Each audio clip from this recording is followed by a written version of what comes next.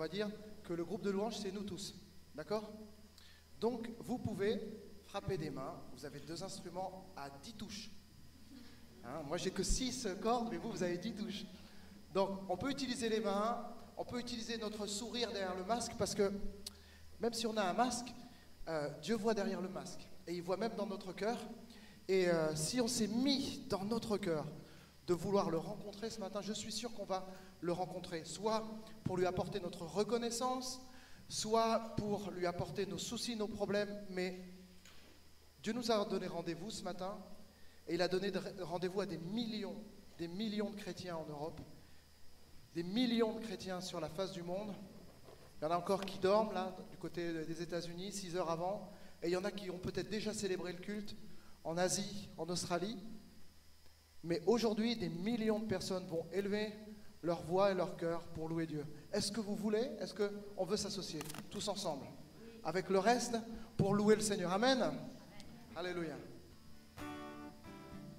Est-ce qu'on a du son, de la guitare, tout ça?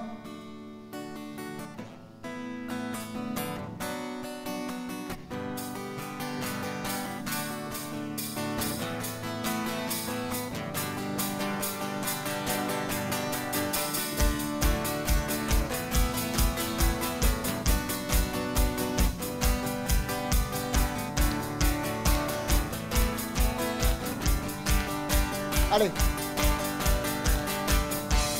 Je viens dans ta maison, je veux te rencontrer. Tel que je suis m'abandonner. Alors que nous chantons, ton esprit me remplit. Mon âme est libérée. Je viens dans ta maison, je veux te rencontrer. Tel que je suis m'abandonner. Alors que nous chantons, ton esprit me remplit. Mon âme est libérée. Je te vois, je t'entends près de moi, tu es là. Viens et souffle sur moi. Je ressens ta présence comme un feu, comme un vent. Jésus, je veux plus de toi.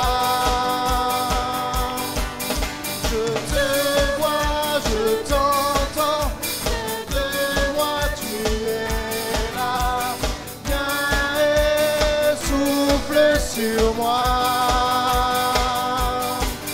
Je ressens ta présence comme un feu, comme un vent. Jésus, je veux plus de toi. Allez.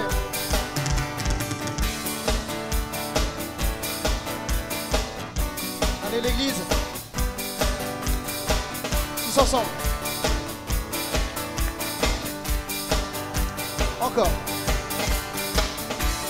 Je viens dans ta maison, je veux te rencontrer. Tel que je suis m'abandonner.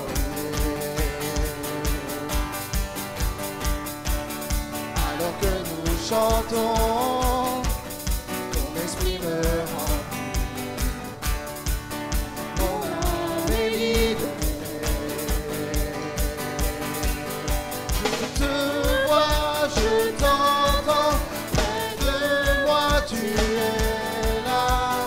Viens et souffle sur moi. Je ressens ta présence comme un feu, comme un vent.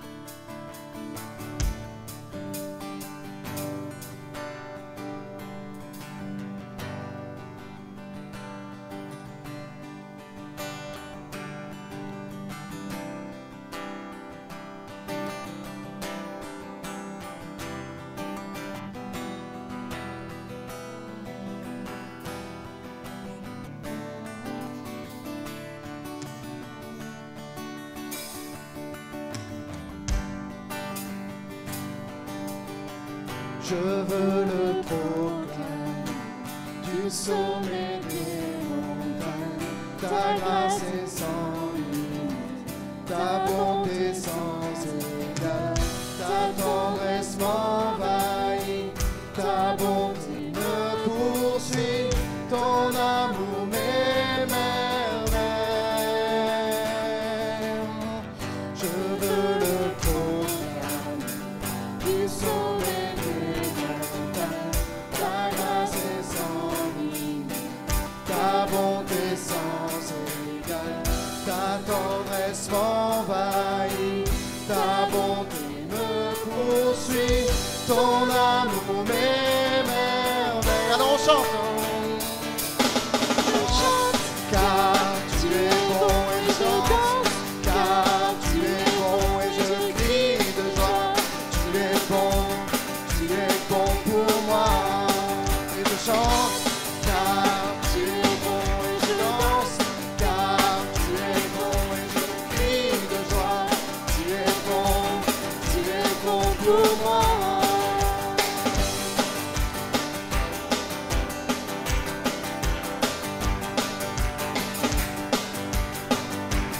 Dans tout l'univers, à toi le second, les océans, la terre, sont reflets de ta gloire. Dans mes plus sombres nuits, ta splendeur m'éblouit, ton amour m'émerveille. Viens dans tout l'univers, viens dans tout l'univers.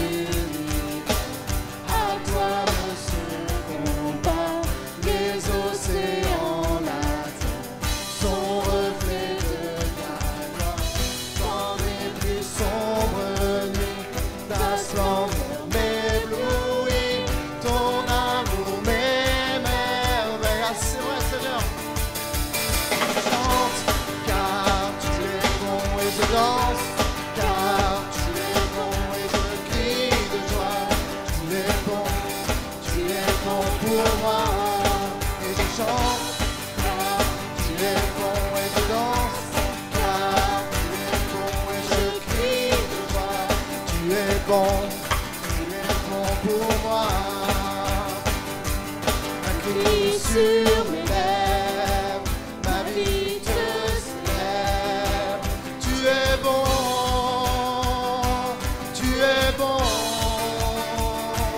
Quand le soleil brille, mon cœur te redit. Tu es bon.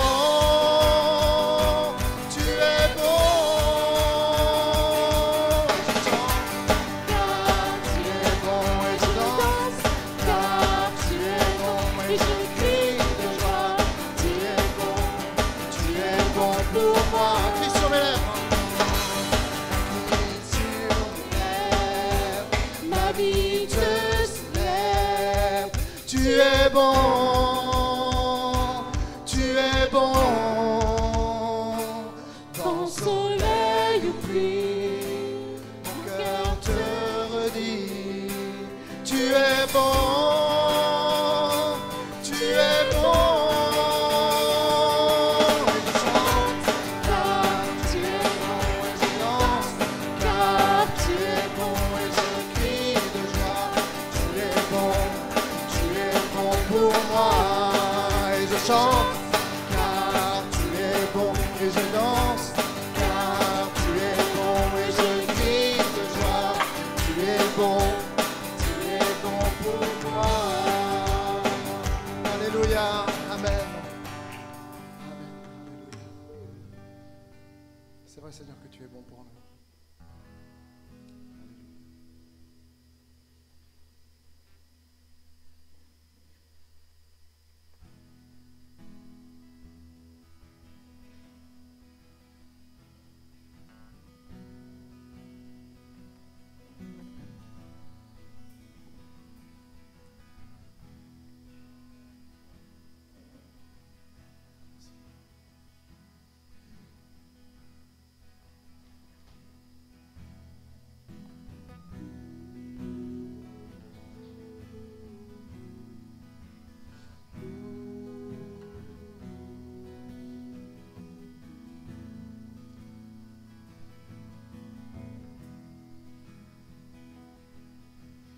Toi la lumière qui a vu nos ténèbres, ouvre mes yeux, je veux voir.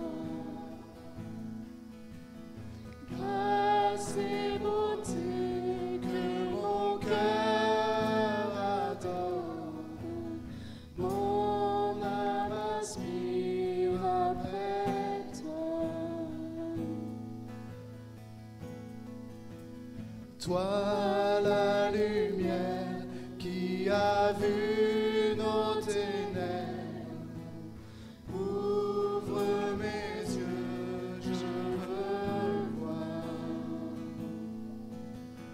Grâce et beauté que mon cœur adore, mon âme aspire après toi. Oui, je te célèbre et je me prosterne. Je veux proclamer ta majesté. En toi tout n'est que grâce, tout est admirable. Dieu, tu es si grand et bon pour moi. Oui, je te célèbre et je me prosterne. Je veux proclamer ta majesté. En toi tout n'est que grâce, tout est admirable. Dieu, tu es si bon et grand pour moi. Toi de tout temps, vers toi vont nos hommages. La gloire au plus haut des cieux. Sur cette terre, tu t'es fait misérable, humble et petit par amour. Oui, je te célèbre et je me prosterne. Je veux proclamer ta majesté. En toi tout n'est que grâce, tout est admirable. Dieu, tu es si grand et grand pour moi. On va reprendre roi de tout temps. Roi de tout temps, vers toi vont nos hommages. Seigneur, reçois nos hommages. La gloire au plus haut des cieux. C'est pour toi que nous sommes ici ce matin. Sur cette terre, tu t'es fait misérable, humble et petit par amour. Oui, je te célèbre et je me prosterne. Je veux proclamer ta majesté. En toi tout n'est que grâce, tout est admirable. Que tu es si bon et grand pour moi. Oui, je te célèbre, alléluia, et je me prosterne. Je veux proclamer ta majesté. En toi tout n'est que grâce, tout est admirable. Dieu, tu es si bon et grand pour moi. Je ne saurais jamais le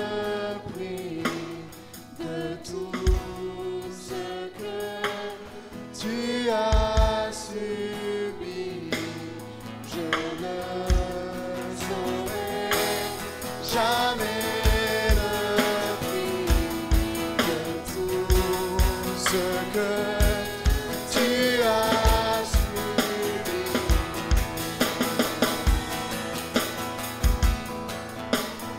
Oui, je te célèbre et je me prosterne. Je veux proclamer ta majesté. En toi tout n'est que grâce, tout est admirable. Dieu, tu es si bon et grand pour moi. Oui, je te célèbre, alléluia, et je me prosterne. Je veux proclamer ta majesté. En toi tout n'est que grâce, tout est admirable. Dieu, tu es si bon et grand pour moi.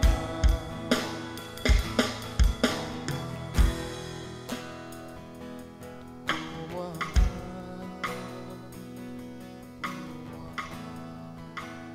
Seigneur, c'était pour moi. Tu pensais à moi sur la croix, Seigneur. Pour moi. Seigneur. De génération en génération, de ce jour, tu pensais à moi.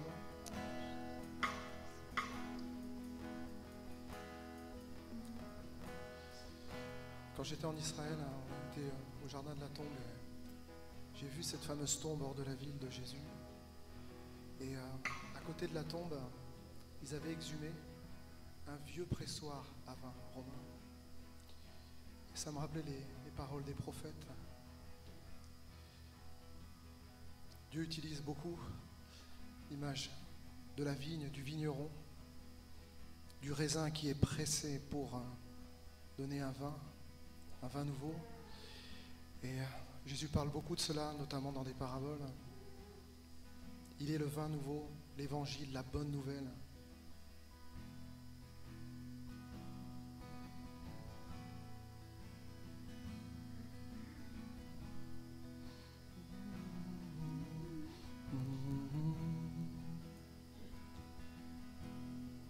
Sous la pression,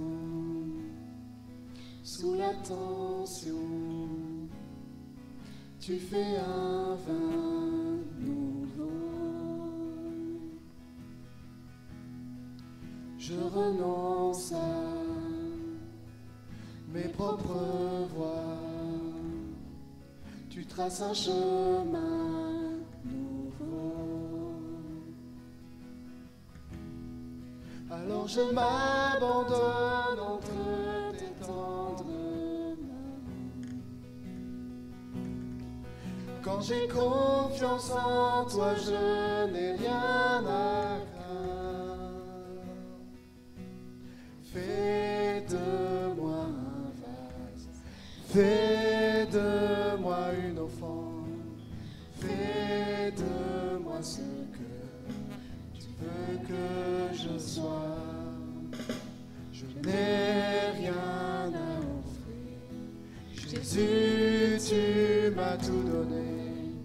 Fais déborder ma vie d'un vin nouveau.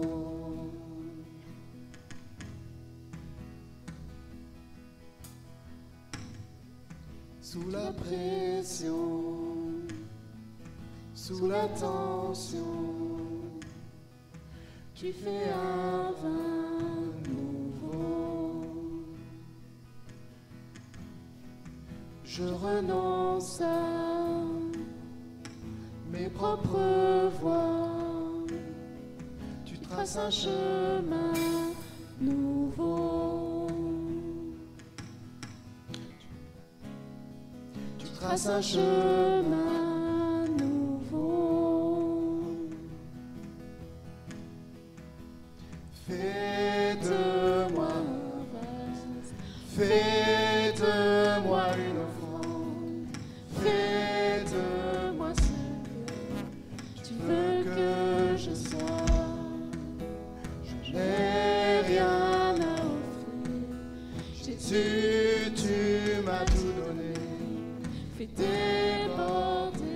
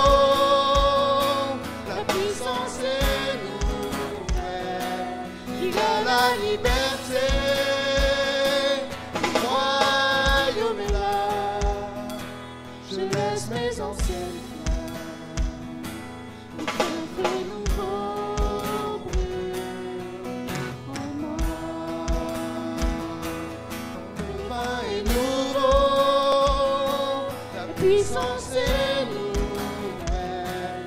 Il a la liberté, et le royaume est là. Je laisse mes anciennes fleurs pour qu'un feu nouveau brûle en moi.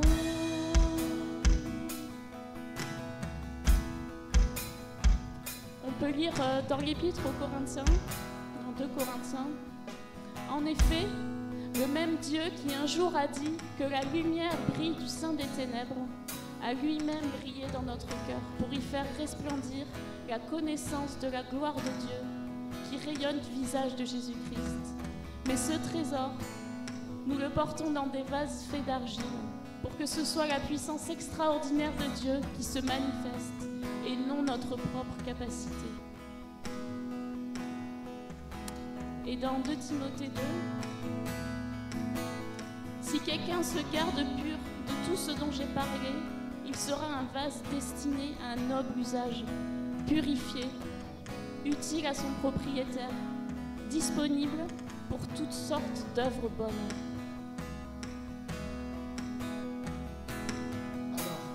Fais de moi un vase, fais de moi une offrande, fais de moi ce que tu veux que je sois. Je n'ai rien à offrir. Jésus, tu m'as tout donné. Fais déborder ma vie d'un vin nouveau. Fais déborder ma vie d'un vin nouveau. Fais déborder ma vie d'un vin nouveau.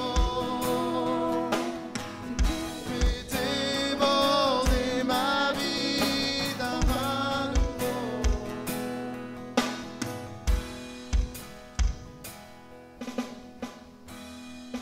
Sous la pression, sous la tension, Tu fais un vin nouveau.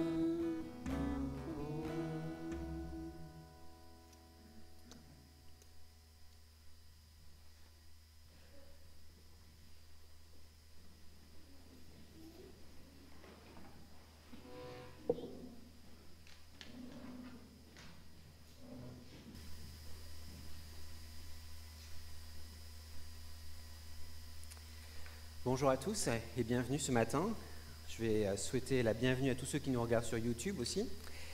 J'espère que vous allez bien et en tout cas, je suis très très heureux de vous accueillir dans notre église et c'est une joie en tout cas de pouvoir étudier la parole de Dieu ensemble. J'espère que vous vous portez bien et j'espère que tout ce qu'on voit et tout ce qu'on entend en ce moment ne vous fait pas paniquer. En tout cas, juste pour vous dire, j'ai eu des nouvelles hier du CNEF, donc c'est le Conseil national des évangéliques de France, et ils nous ont dit que voilà, il n'y avait pas de souci, on pouvait se rencontrer à partir du moment où on respectait les gestes barrières, qu'on se séparait d'une chaise avec les gens qu'on ne connaît pas ou qui ne sont pas de la même famille. Mais en tout cas, voilà, tout va bien, et si jamais il y avait du nouveau, eh bien, on vous dira. Mais pour l'instant, tant qu'on nous dit qu'il ne faut pas fermer, on continue à ouvrir les portes et à se rencontrer. Je voulais vraiment vous partager quelque chose ce matin qui me tenait à cœur. En fait, je vous ai dit, depuis un petit moment, je rencontre énormément de gens dans la semaine, dans mon bureau. On parle de la vie, on parle des problèmes, on parle de tout ce qui se passe. Et c'est vrai que souvent, on a compris que voilà, Jésus est mort pour nos péchés, on a compris qu'on est pardonné. On a compris que Dieu, il décide de mettre derrière lui tout ce qu'on a pu faire, et pourtant, on reste encore kidnappé par nos pensées et par justement tout ce qu'on a pu faire, et on a du mal à avancer, on a du mal à lâcher prise, et on a du mal à regarder devant et non derrière. Et ce matin, je voulais partager un passage des Écritures avec vous, c'est dans le psaume 103, mais le titre de mon message, je l'ai appelé en fait « Dieu se souvient de ce que l'homme oublie ». Dieu se souvient de ce que l'homme oublie, et Dieu oublie ce dont l'homme se souvient. Est-ce que ça a du sens ? Le psaume 103, versets 1 à 8, nous dit « Mon âme bénit l'Éternel, que tout ce qui est en moi bénisse son saint nom. Mon âme bénit l'Éternel et n'oublie aucun de ses bienfaits. C'est lui qui pardonne toutes tes iniquités, qui guérit toutes tes maladies. C'est lui qui délivre ta vie de la fausse et qui te couronne de bonté et de miséricorde. C'est lui qui rassasie de bien ta vieillesse, qui te fait rajeunir comme l'aigle. L'Éternel fait justice. Il fait droit à tous les opprimés. Il a manifesté ses voies à Moïse, ses œuvres aux enfants d'Israël. L'Éternel est miséricordieux et compatissant, lent à la colère et riche en bonté. Il ne conteste pas sans cesse. Il ne garde pas sa colère à toujours. Il ne nous traite pas selon nos péchés, il ne nous punit pas selon nos iniquités. Mais autant les cieux sont élevés au-dessus de la terre, autant sa bonté est grande pour ceux qui le craignent. Autant l'Orient est éloigné de l'Occident, autant il éloigne de nous nos transgressions. Comme un père a compassion de ses enfants, l'Éternel a compassion de ceux qui le craignent, car il sait de quoi nous sommes formés. Il se souvient que nous sommes poussière. L'homme est poussière. Ses jours sont comme l'herbe, il fleurit comme la fleur des champs, et lorsqu'un vent passe sur elle, eh bien elle n'est plus. Et le lieu qu'elle occupait ne la reconnaît plus. Mais la bonté de l'Éternel dure à jamais pour ceux qui le craignent, et sa miséricorde pour les enfants de leurs enfants, pour ceux qui gardent son alliance et se souviennent de ses commandements afin de les accomplir. L'Éternel a établi son trône dans les cieux, et son règne domine sur toutes choses. Bénissez l'Éternel, vous ses anges, qui êtes puissants en force et qui exécutez ses ordres, et en obéissant à la voix de sa parole. Bénissez l'Éternel, vous toutes ses armées, qui êtes ses serviteurs et qui faites sa volonté. Bénissez l'Éternel, vous toutes ses œuvres. Dans tous les lieux de sa domination, mon âme bénit l'Éternel. Prions. Seigneur, merci pour ce temps, et c'est une joie de se revoir, et c'est une joie aussi de pouvoir ouvrir ta parole, et de voir aussi tout ce que tu as à nous dire par rapport à ton amour, à ton pardon. Et c'est vrai, Seigneur, que tu as tendance à te rappeler des choses qu'on oublie, mais tu décides d'oublier les choses sur lesquelles on revient toujours. Aide-nous, Seigneur, à comprendre ce que veut dire le pardon. Aide-nous à comprendre ce que veut dire avoir été pardonné par toi. Merci, Seigneur, que tu ne nous remets pas devant le visage chaque jour toutes les erreurs qu'on a pu faire dans notre vie. Mais aide-nous, Seigneur, aussi à lâcher prise et à lâcher les choses qu'on a pu faire qui t'ont déplu, les choses qui nous ont amenés là où nous sommes aujourd'hui. C'est vrai que, Seigneur, on a tendance à se rappeler, à ruminer les choses du passé, les torts qu'on nous a faits, le tort qu'on a fait aux autres. Et c'est vrai qu'on est encore esclave de toute une vie, de toute une histoire qui fait notre histoire aujourd'hui. Aide-nous à comprendre, Seigneur, la liberté que nous avons en toi, au nom de Jésus. Amen. Dans le psaume, dans les premiers 5 versets de ce psaume, en fait, le psalmiste fait personnellement l'éloge de tout ce que le Seigneur a fait. Il parle en son nom. Et puis ensuite, dans le psaume 103, versets 16 à 18, il parle de venir ensemble pour le louer. C'est important qu'on soit ensemble le dimanche matin pour louer Dieu. C'est vrai qu'on a notre place dans la semaine où on parle à Dieu et on lit sa parole, mais c'est très très important qu'on puisse être ensemble le dimanche pour le louer. C'est comme ça qu'on s'encourage les uns les autres, et c'est ce que Dieu nous demande. Et puis dans les versets 19 à 20, il parle d'une louange universelle pour toute la création. Nous louons habituellement le Seigneur pour quelque chose qu'il a fait. N'est-ce pas? Souvent, on va remercier Dieu merci Seigneur parce que tu m'as donné une belle voiture. Merci Seigneur parce que je suis en bonne santé. Merci Seigneur pour... Vous pouvez remplir le blanc. Mais est-ce que vous arrivez à remercier Dieu pour ce qu'il n'a pas fait? Oui? Non? Est-ce que vous arrivez à remercier Dieu pour ce qu'il n'a pas fait? Et pourtant, on devrait aussi le louer pour quelque chose qu'il n'a pas fait. Vous allez comprendre où je vais avec cela. Si on lit le psaume 103, le verset 10, qu'est-ce qu'il nous dit? Il dit « Il ne nous traite pas selon nos péchés et il ne nous punit pas selon nos iniquités. » Vous comprenez pourquoi on doit aussi louer Dieu pour ce qu'il n'a pas fait? Parce que s'il devait nous condamner pour toutes les bêtises qu'on a pu faire, toutes les choses qu'on a pu faire, tous les péchés qu'on a dans notre vie, mais on ne serait même pas là. Et donc, on doit louer Dieu pour ce qu'il n'a pas fait aussi. Et je suis reconnaissant que Dieu, il n'est pas avec un bâton en train de me taper sur le coin du nez parce que je suis Patrice. Et je suis reconnaissant à Dieu le jour où j'ai compris qu'il m'avait sauvé, c'est-à-dire qu'il m'avait donné cette nouvelle vie grâce à son pardon. que j'étais libre de mes péchés passés et que j'avais plus besoin de regarder en arrière. Il fallait que j'avance avec lui. On est tous conscients en tout cas que nos cœurs sont tortueux, non seulement avec des péchés occasionnels, mais avec ceux aussi qui nous rendent esclaves. C'est vrai qu'on a tous, je crois, même si on croit que Dieu nous a pardonné, je crois qu'on a tous quelque part dans notre cœur, dans notre esprit, dans nos habitudes, un petit truc où on a du mal à voir la victoire là-dessus. Je pense que je ne suis pas seul. Je pense qu'il y a cette petite écharde dans la chair, vous savez, qui nous rappelle finalement qu'on est faible et que tous les jours, on a besoin du Seigneur. Et c'est ce truc, vous l'amenez à Dieu en permanence, vous priez Dieu, vous demandez à Dieu de vous aider et tout cela pour que ça disparaisse de votre vie. Et malheureusement, ça revient sans cesse. Et c'est hyper pénible comme truc. Mais en tout cas, Dieu sait toutes ces choses. Le psaume 19, versets 12 à 13 nous dit « Qui connaît ses égarements ? Pardonne-moi ce que j'ignore. Préserve aussi ton serviteur des orgueilleux, qu'il ne domine point sur moi. Alors je serai intègre, innocent de grands péchés. » Pour moi, ça m'encourage de savoir que Dieu décide de ne pas retenir toutes les bêtises que je fais dans la vie. Parce que j'aurais vraiment du mal à me tenir devant vous aujourd'hui. Franchement. Je racontais hier, on était à la réunion de prière, et puis je pars de chez moi un peu en retard, forcément. Et puis mais je fais 200 mètres, et il y avait une ensileuse. Pour ceux qui habitent en ville, vous ne savez pas ce que c'est. Mais quand vous avez une seule route qui vous amène à Vitré, et que la route, elle est comme ça, et que le gars, il a bien compris que de toute façon, il n'y a pas où se placer, vous savez que vous en avez au moins pour 10 minutes, et que vous allez être en retard à la réunion. Et donc, hier, j'étais vraiment énervé dans la voiture, j'ai puré, mais il ne peut pas se pousser, et tout ça, et puis je commençais à monter en pression et tout ça, je voyais l'heure, et puis je me suis dit, mais je suis complètement débile, quoi. Je suis en train de m'énerver dans la voiture alors que je vais à une réunion de prière. Et je suis le pasteur en plus.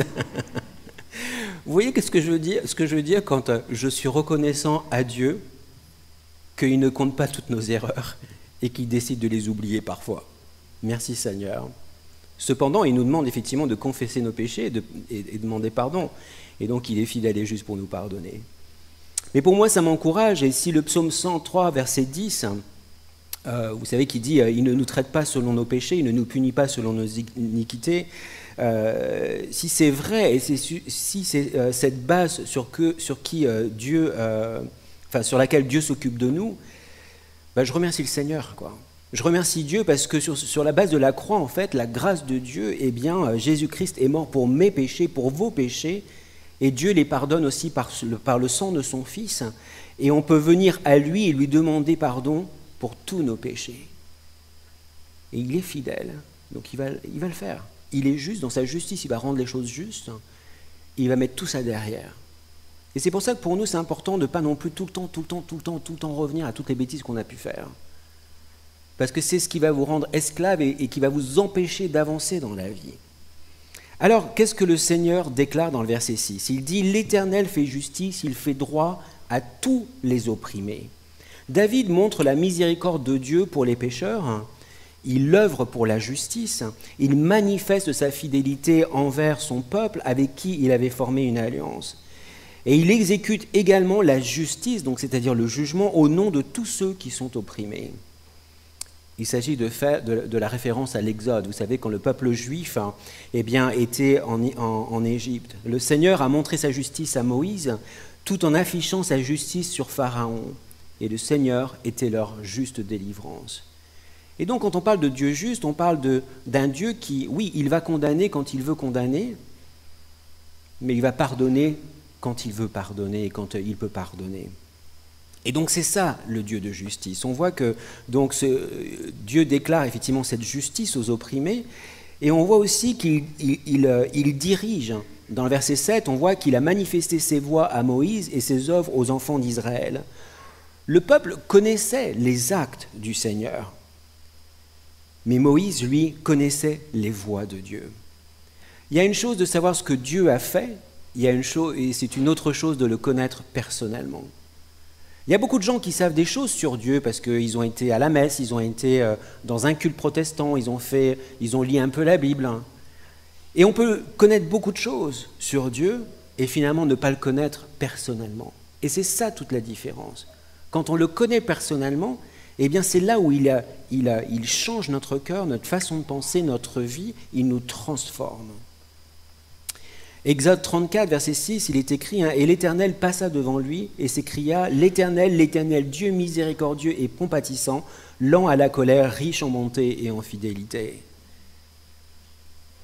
Dieu est lent à la colère. Dieu est compatissant. Dieu est bonté. Dieu est fidèle. Et je préfère franchement m'accrocher à cette image de Dieu que de m'accrocher à un père fouettard qui me fout la trouille tous les jours.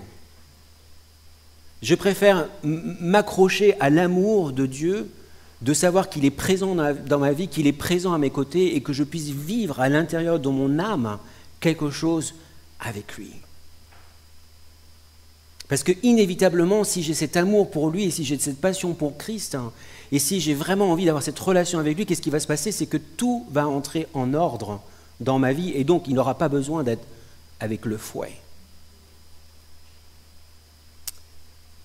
On voit aussi que dans les versets 8 à 10, on voit comment le Seigneur traite son peuple. Il est écrit « L'Éternel est miséricordieux et compatissant, lent à la colère et riche en bonté. Il ne nous traite pas selon nos péchés, il ne nous punit pas selon nos iniquités. » On voit la description ici de la miséricorde.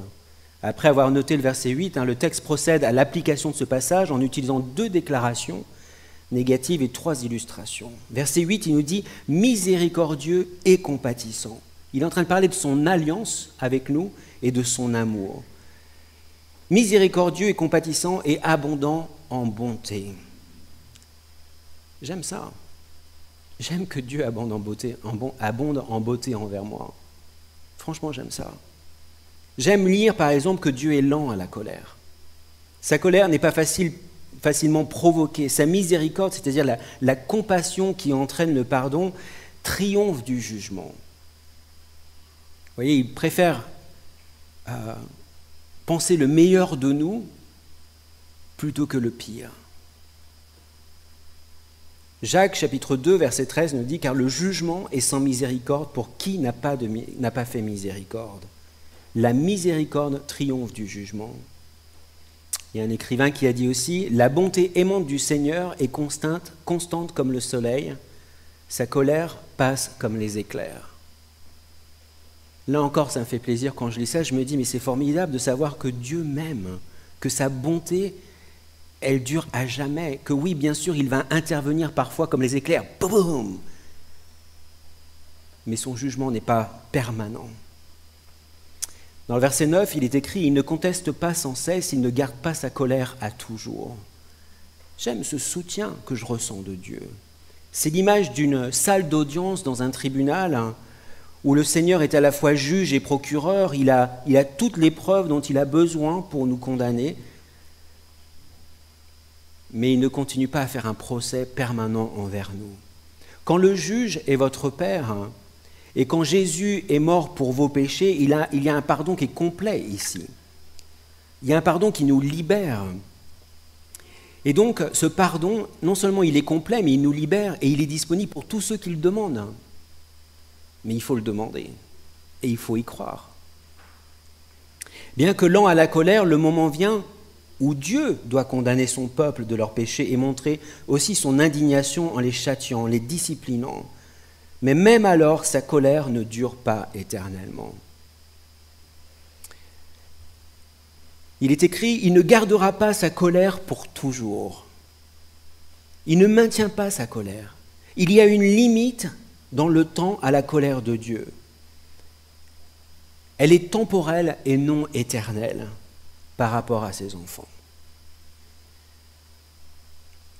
Dans le verset 10, il est écrit, je le répète encore, il ne nous traite pas selon nos péchés, il ne nous punit pas selon nos iniquités. Est-ce qu'il aurait du boulot avec moi? Je crois que tous les jours, il aurait du boulot avec moi. Et franchement, si Dieu tenait compte et prenait note de toutes les bêtises que je fais, tout ce que je dis, tout ce que je pense, et toutes les fois où je dépasse la limitation de vitesse, et toutes les fois où il y a quelqu'un qui m'énerve, et toutes les fois, mais je ne serais pas là. Je ne serais pas là. Ça serait impossible. Et je remercie Dieu chaque jour. Chaque jour, quand je prie à Dieu, je dis, Seigneur, sonde mon cœur. Sonde mon cœur, connais mes pensées.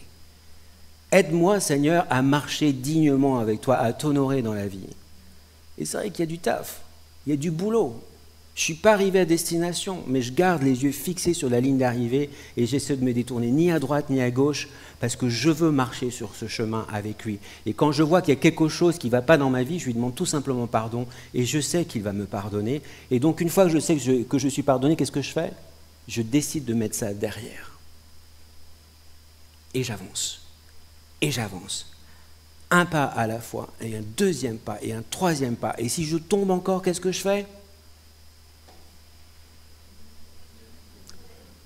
J'ai rien compris. Hein? Qui est-ce qui a le courage de dire? On se relève, on demande pardon, on se relève. Et au lieu de regarder derrière, au problème qui s'est passé hier ou avant-hier, qu'est-ce qu'on fait? Si on est pardonné, ben, on regarde devant.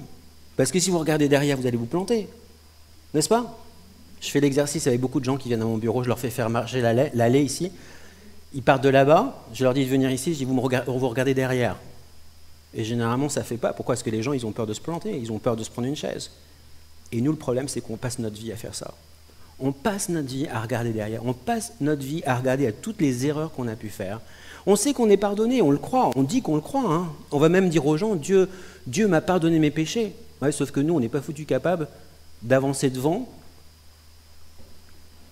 en regardant devant plutôt que de regarder derrière. Je ne sais pas pourquoi on est comme ça, en fait. C'est vrai, c'est bête, quoi, comme truc. Donc, verset 10, « Il ne nous traite pas selon nos péchés, il ne nous punit pas selon nos iniquités. » Quand on parle de péché, j'aimerais vraiment expliquer, parce que tout le monde peut-être ne comprend pas ça, mais un péché, c'est quoi? C'est une offense qui est faite à Dieu par des actions qui ne sont pas en adéquation avec la loi divine, avec la Bible. Voilà, c'est ça un péché. Quand on parle d'iniquité, on parle de choses tordues, vous savez, les déviations du chemin. Dieu a un chemin pour nous, et puis nous, bêtement, on dévie. C'est ça, les iniquités. Et le fait que si Dieu nous donnait ce que nous méritons, eh bien nous péririons tous. Nous, on ne mérite rien. Dieu ne nous doit rien. Et c'est vrai que s'il tenait compte de toutes les erreurs qu'on a faites, mais franchement, il ne nous doit absolument rien. Heureusement qu'il ne nous traite pas selon nos péchés. Je vais faire juste une petite parenthèse. Si vous êtes conscient que Dieu ne vous traite pas selon vos péchés, et si vous êtes conscient et vous êtes reconnaissant que finalement, il vous pardonne pour tout, alors pourquoi vous regardez aux autres, à tout le mal qu'ils vous ont fait, que vous comptabilisez toutes les choses qu'ils vous ont dit, et vous dites, je lui pardonne pour ça, mais alors là, ça c'est fini. Je ne pardonne plus, je lui pardonnerai jamais. Vous voyez ce que je veux dire? On a la tête dure parfois. C'est sur la base de la croix, en tout cas, qu'il s'occupe de nous, et c'est sa grâce qui est importante. Le Seigneur n'a aucune rancune, il n'a pas de ressentiment. La punition que nous méritons a été donnée à Jésus. C'est Jésus qui a porté sur la croix le prix pour tous nos péchés. Et en lui seulement, eh bien, nous sommes pardonnés et lavés de tout cela. Il y a ce passage dans Ésaïe 53 qui dit, Ésaïe 53, versets 4 à 6, il dit « Cependant, ce sont nos souffrances qu'il a portées, c'est de nos douleurs qu'il s'est chargé, et nous l'avons considéré comme puni, frappé de Dieu et humilié. Mais il était blessé pour nos péchés, brisé pour nos iniquités, et le châtiment qui nous donne la paix est tombé sur lui. Et c'est par ces meurtrissures que nous sommes guéris. Nous étions tous errants comme des brebis, chacun suivait sa propre voie, et l'Éternel a fait retomber sur lui l'iniquité de nous tous. » Et je crois que c'est vraiment important qu'on prenne conscience de cela, que Jésus a tout payé. Jésus a tout accompli sur la croix. Jésus a eu la victoire sur le péché, et notamment les nôtres. Et donc si on a bien compris ces choses, et on l'a intégré dans notre tête, dans notre cœur, eh bien avançons, avancez droit devant, et arrêtez de regarder derrière. Arrêtez de enlever les chaînes, enlever les cadenas, et vous êtes libres. Vous êtes libres. Le psalmiste a déjà ramené nos pensées vers ce qui s'est passé pendant l'exode du peuple d'Israël. Par exemple, je ne sais pas si vous vous souvenez, il y a un message que j'avais fait il n'y a pas très très longtemps où je parlais que Dieu avait sacrifié les premiers-nés des Égyptiens, et par contre il avait épargné les premiers-nés des Israélites en faisant quoi? Eh bien, en pourvoyant un agneau de la Pâque, et en fait, donc ils égorgeaient l'agneau, et puis ils répandaient le sang sur les linteaux des portes, et là où la mort passait devant les maisons, et il y avait du sang sur le linteau des portes, eh bien les premiers-nés étaient épargnés. Un peu la boucherie, mais... Rappelez-vous que Jésus est l'agneau parfait. Rappelez-vous que Jésus est mort sur la croix, son sang a versé pour vous, pour que vous puissiez être pardonnés, pour que vous puissiez être totalement libres par rapport à vos péchés du passé, ceux d'aujourd'hui et ceux de demain. Et encore une fois, Dieu ne nous a pas traités selon nos péchés. La miséricorde de Dieu triomphe de sa colère et elle triomphe de notre péché. Romains 5, verset 20, dans la deuxième partie du verset, il est écrit « Mais là où le péché a abondé, la grâce a surabondé. » La grâce a surabondé, c'est-à-dire cette faveur qu'on ne mérite pas, eh bien Dieu nous la donne et cette grâce, cette faveur surabonde au-dessus du péché. Vous voyez, c'est fou comme truc, quoi. Je m'imagine, moi, un de mes enfants qui fait des bêtises, et que je lui dis, voilà, ce que tu as fait, c'est vraiment mal, quoi. Mais il fallait... Pourquoi tu as fait ça, quoi? Pourquoi tu as fait ça? Quand la gendarmerie débarque chez vous, parce que votre fils a fait une connerie, pourquoi tu as fait ça? Quand vous vous retrouvez devant le gendarme, et le gendarme demande des comptes, et vous êtes là, vous regardez votre gamin, tu sais qui je suis? Je suis le pasteur de Vitré, et mon gamin a fait des conneries. Et je me retrouve devant les gendarmes à la gendarmerie. Pourquoi tu as fait ça?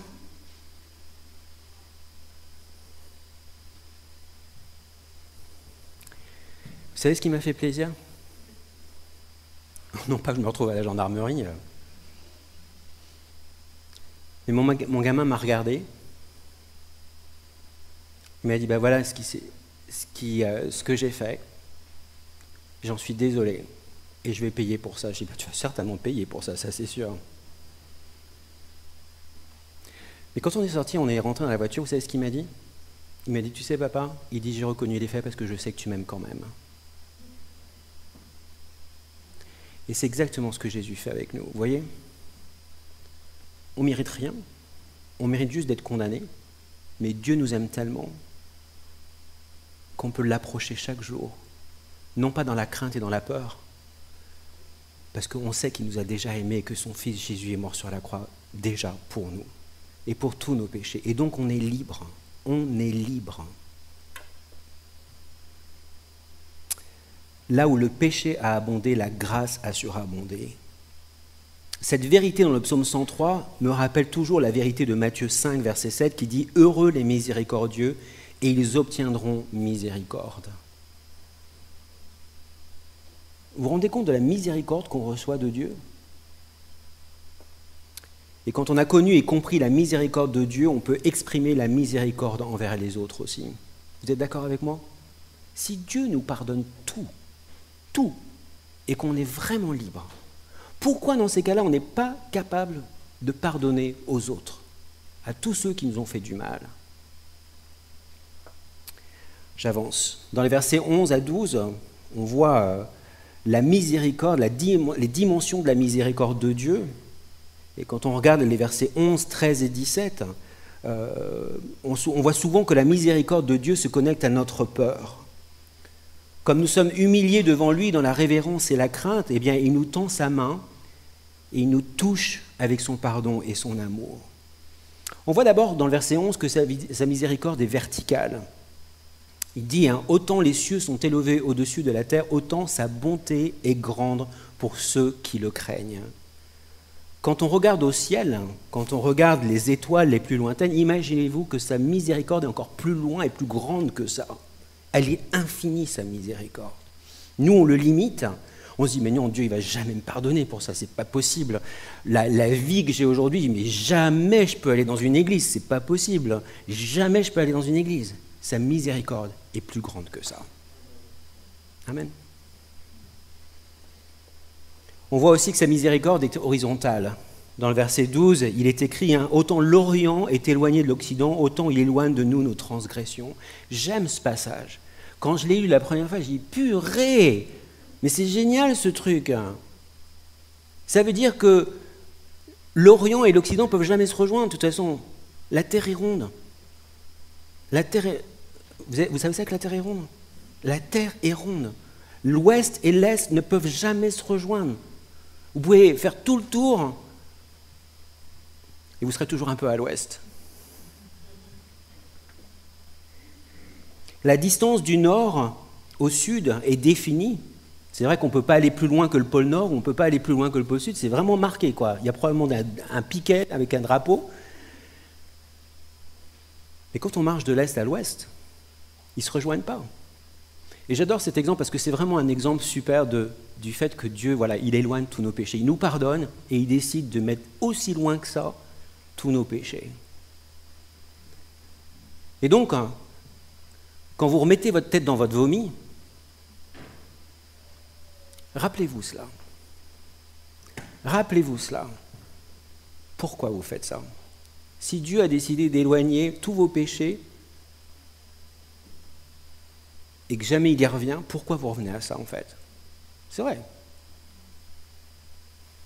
Ésaïe 38, verset 17 nous dit « Voici mes souffrances, même sont devenues mon salut. Tu as pris plaisir à retirer mon âme de la fosse du néant, car tu as jeté derrière toi tous mes péchés. » Et Ésaïe 43, verset 25 « C'est moi qui efface tes transgressions pour l'amour de moi, et je ne me souviendrai plus de tes péchés. » Ésaïe 44, 22 nous dit « J'efface tes transgressions comme un nuage et tes péchés comme une nuée. Reviens à moi, car je t'ai racheté. » Jérémie 31, 34, la deuxième partie du verset, il dit « Car je pardonnerai leur iniquité et je ne me souviendrai plus de leurs péchés. » Michée 7, 19 nous dit « Il aura encore compassion de nous, il mettra sous ses pieds nos iniquités, tu jetteras au fond de la mer tous leurs péchés. »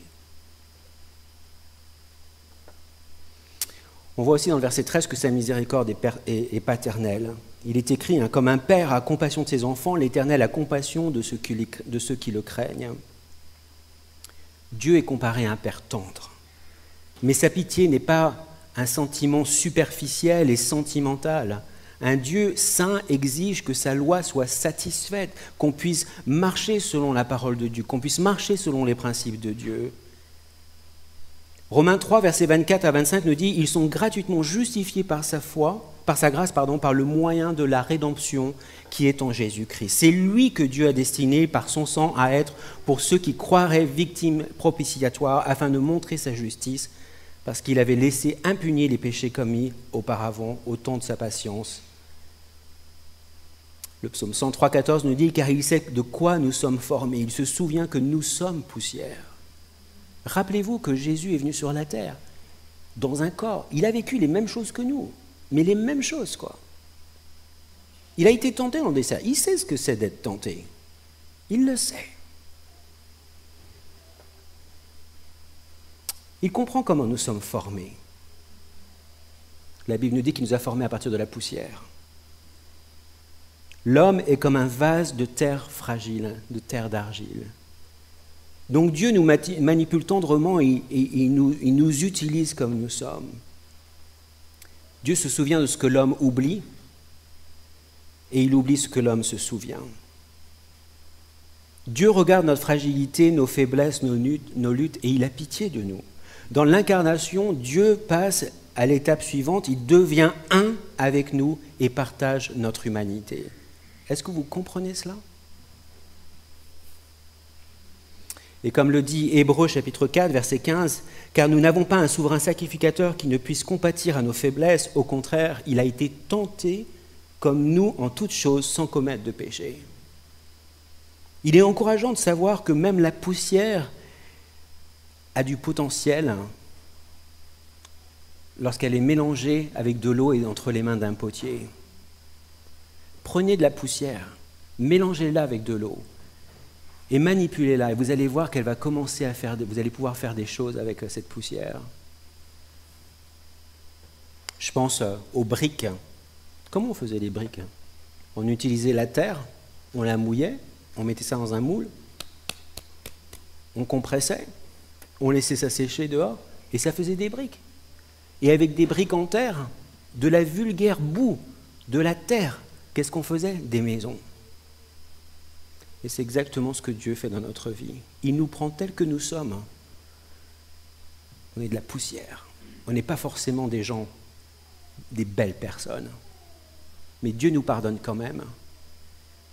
Il décide de mettre tout ça derrière lui. Et à partir du moment où on croit en lui, on met notre confiance en lui, eh bien il nous transforme et il fait de nous des briques. Et il nous reconstruit, il nous redonne une nouvelle vie.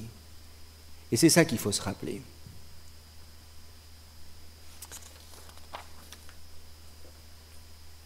Je vais arrêter là. Je ne sais pas où vous en êtes aujourd'hui, et je ne sais pas non plus quelle est l'image que vous avez de vous-même. Je sais que chacun de nous, on n'a pas une page blanche. Vous êtes d'accord avec moi? Je pense que chacun de nous, on a des pages et des pages et des pages qui sont franchement pas blanches, quoi.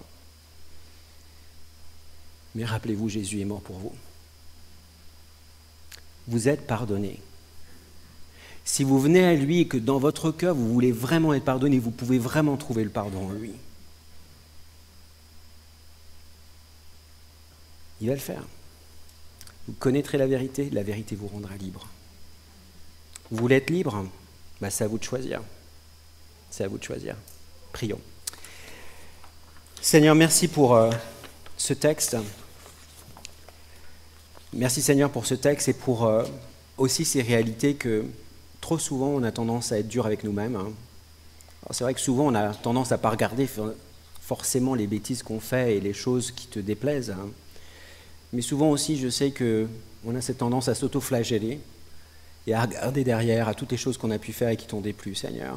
Et pourtant, dans ta parole, tu dis que tu décides de nous pardonner, tu décides de nous donner cette liberté, tu décides d'éloigner de toi toutes tes fautes, tous les péchés qu'on a pu faire.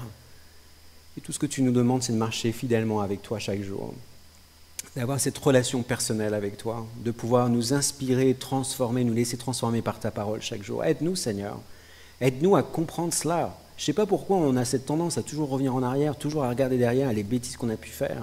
Pourquoi on est toujours en train de regarder aux autres qui nous ont blessés et on n'arrive pas à passer le cap, on n'arrive pas à pardonner, on n'arrive pas à passer de l'autre côté de la montagne. Seigneur, aide-nous à comprendre comment toi tu es. Et aide-nous à ne pas être plus royaliste que le roi. Seigneur, je suis reconnaissant que tu nous aimes tels que nous sommes. Même si nous sommes sales, même s'il y a des choses en nous qui ne sont pas pures, même s'il y a des choses en nous qui te déplaisent, Seigneur, je sais que tu nous aimes, tu le dis dans ta parole, et je sais que tu nous pardonnes. Alors aide-nous, Seigneur, à vivre dans la liberté, plutôt que d'être esclaves d'une petite religion finalement qu'on s'est formée, parce que tant qu'on reste les yeux fixés sur les problèmes, on ne les a pas sur toi. Et souvent, malheureusement, on fait de ces problèmes des petits dieux. On ne pense qu'à ça. Et c'est sûr que pendant qu'on pense qu'à ça, eh bien, on n'avance pas dans la vie. Aide-nous, Seigneur, à comprendre ton pardon. Au nom de Jésus. Amen. Je vais inviter le groupe de louanges à revenir pour chanter un dernier chant. Et ce que je voulais dire aussi, c'est que mardi soir, on a une étude biblique ici. Donc, si vous voulez venir... on parle de comment justement partager notre foi parmi nos relations. Et donc on parle de l'importance d'être des chrétiens dans la vie de tous les jours. Et quand je dis des chrétiens dans la vie de tous les jours, c'est savoir vivre avec les gens autour de nous. Je veux dire, si vous êtes juste, vous venez juste à l'église et que dans la semaine, c'est super important. On est ensemble le dimanche et on est dispersés dans la semaine. Et quand on est dans la semaine, qu'est-ce qu'on fait de tout ça? Donc, je vous invite à venir le mardi soir. On a de bons sujets de conversation. Et c'est assez sympa. On a parlé de comment tisser des liens avec les gens, trouver des choses qu'on a en commun, construire des relations avec ces gens-là. On a parlé justement cette semaine de développer un témoignage, comment on peut parler de nous, de ce que notre vie était avant de connaître Christ, ce qu'elle est aujourd'hui depuis qu'on le connaît, et comment on est venu à la foi. Bref, on parle de tout ça. Mercredi, il y a l'étude aussi à Châteaubourg, donc chez Jean-Claude et Gaby. Donc on est dans 2 Pierre, l'épître de 2 Pierre, donc si vous voulez nous rejoindre aussi à Châteaubourg, voilà, vous êtes invités. Samedi matin, réunion de prière. Est-ce qu'il y a quelque chose à dire par rapport à Porte Ouverte? Je vous laisse prendre la plateforme. Les paniers sont là, j'oublie toujours de parler des offrandes, mais en tout cas les paniers sont à la sortie. Que le Seigneur vous bénisse, je vais prier pour vous et que le Seigneur vous bénisse, je vous souhaite une bonne semaine, d'accord? Seigneur, merci pour ce temps qu'on a passé ensemble ce matin et merci aussi pour ce texte. Et je prie vraiment, Seigneur, que tu sois glorifié et bénis chacun de nous cette semaine, au nom de Jésus. Amen. Normalement, faut qu'on voit avec le pasteur pour le dimanche de l'église persécutée. Comme vous le savez, Priscille et moi, on est très investis au travers de cette ONG chrétienne Portes Ouvertes. Cette année, le 31 octobre, à 19h30, par Internet, il y a moyen de... Par Internet par l'ordinateur. Et il y a moyen de se connecter pour... une soirée avec l'église persécutée. Il y aura différents intervenants qui viennent de différents pays pour lesquels on ne peut pas dire pour des raisons de sécurité maintenant, mais on va être en duplex avec l'église persécutée. Depuis... Ils vont se réunir un peu spécialement et on va être un petit peu participants avec eux de leur réunion de louange. Ouais, je crois qu'il y a au Mexique et un pays d'Asie centrale. D'Asie centrale dont on ne sait pas encore. Et on peut le faire depuis chez soi, en famille. On se connecte, c'est à partir de 19h30 et c'est le 31 octobre. Après, pour le dimanche... Oui. Voilà, juste pour expliquer un peu, c'est vraiment l'occasion de rencontrer nos frères et sœurs, les rencontrer indirectement. Et à chaque fois, c'est parce que c'est ce qui remplace en fait le week-end annuel où David et moi on va régulièrement. C'est rarement, on peut les encourager, mais à chaque fois on ressort de là, mais encourager, fortifier dans notre vie quotidienne, c'est pas juste, tiens, on va penser à eux, c'est l'objectif principal, mais on ressort de là avec des outils pratiques. Et, ouais. Oui. On a beaucoup à apprendre de l'église persécutée, donc le 31 octobre, c'est la prochaine étape pour... si vous voulez, depuis chez vous, vous regardez, il y a un site internet qui s'appelle Porte Ouverte. On pourra partager peut-être. Oui, on pourra partager, ouais. Voilà, ouais. Pasteur, merci au pasteur. Merci au pasteur pour ce grand message d'amour de la grâce de Dieu.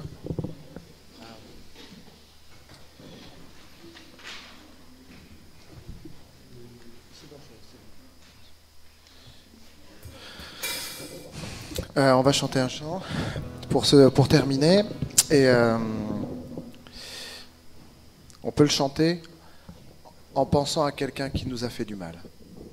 Parce que ce chant-là, on ne le chante pas à Dieu, on le chante à d'autres. On peut le chanter à notre épouse, à nos enfants, on peut le chanter à la personne qui est à côté de nous. On peut le chanter dans plusieurs... par rapport à ce que disait le pasteur, tout de suite, la prédication, ça y est, elle est déjà passée. Dieu a parlé. Maintenant, nous, on peut réagir et on peut utiliser aussi ce chant pour réagir et penser à certaines situations, certaines choses qui nous ont fait du mal. Mais c'est bon de savoir que Dieu nous bénisse et Dieu nous garde. Que Dieu te bénisse, Patrick. Que Dieu te garde, Sharon, qu'on puisse se le dire tous ensemble. Amen.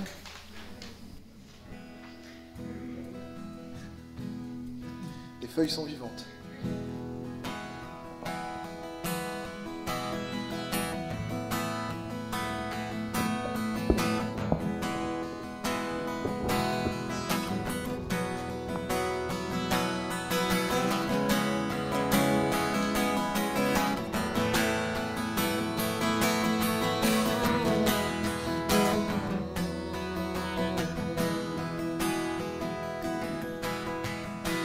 Te bénit et te garde, il rayonne sur toi, t'accorde sa grâce, ton Dieu seul,